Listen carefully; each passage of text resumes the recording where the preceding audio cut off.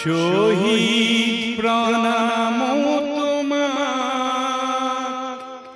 শহীদ প্ৰণাম তোমাক। 855 শহীদক সুঁৱৰি ৰাজ্যজুৰি শহীদ দিৱস।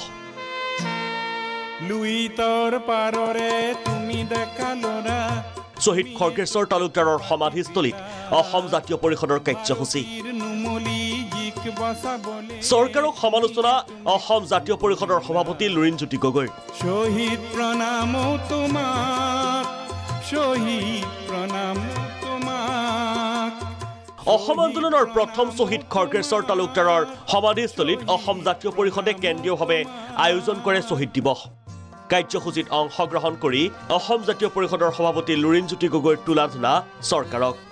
এই বিদেশী নাগৰিকৰ সমস্যাটো সমাধান কৰিবৰ কাৰণে, অসম চুক্তিৰ মাজেৰে এই সমস্যাটো সমাধান কৰিবৰ কাৰণে আমি সেই সময়ৰ পৰা, সেই সময়ত অসমৰ ৰাইজে দাবী উত্থাপন কৰি আছিল, কিন্তু দিল্লীয়ে অসমৰ প্ৰতি তেওঁলোকে কৰি থকা অন্যায়, অবিচাৰ আৰু অসম চুক্তিৰ নামত তেওঁলোকে কৰা যিটো ৰাজনীতি, এইটো পুনৰ আজিও জীয়াই ৰাখিছে। আৰু সেইকাৰণে চুক্তিখন তেওঁলোকে কাৰ্যকৰী কৰা নাই, ৰূপায়ণ কৰা নাই। অসম চুক্তিক নালিফাই কৰিবৰ কাৰণে, নৎসাত কৰিবৰ কাৰণে কূট কৌশল ষড়যন্ত্ৰ অব্যাহত ৰাখিছে।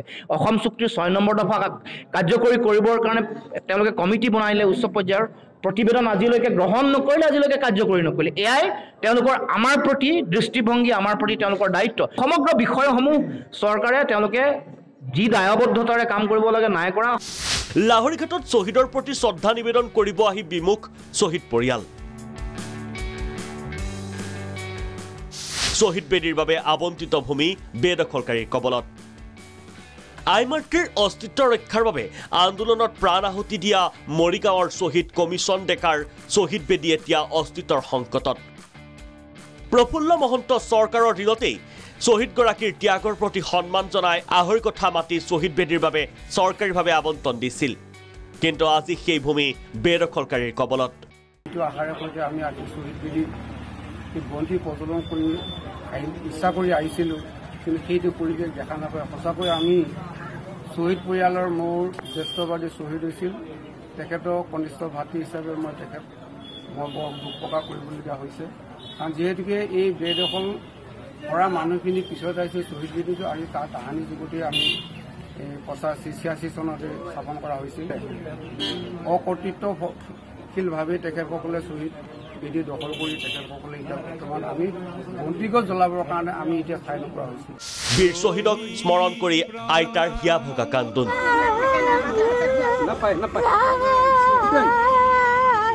এই দৃশ্য বিলাসীপাৰাৰ। সদৌ অসম জাতীয় শ্বহীদ পৰিয়াল সমন্বয়ৰক্ষী পৰিষদে বিলাসীপাৰাত কেন্দ্ৰীয়ভাৱে পালন কৰা শ্বহীদ দিৱসৰ কাৰ্যসূচীত উপস্থিত হৈ কান্দোনত ভাগি পৰে এগৰাকী আইতা।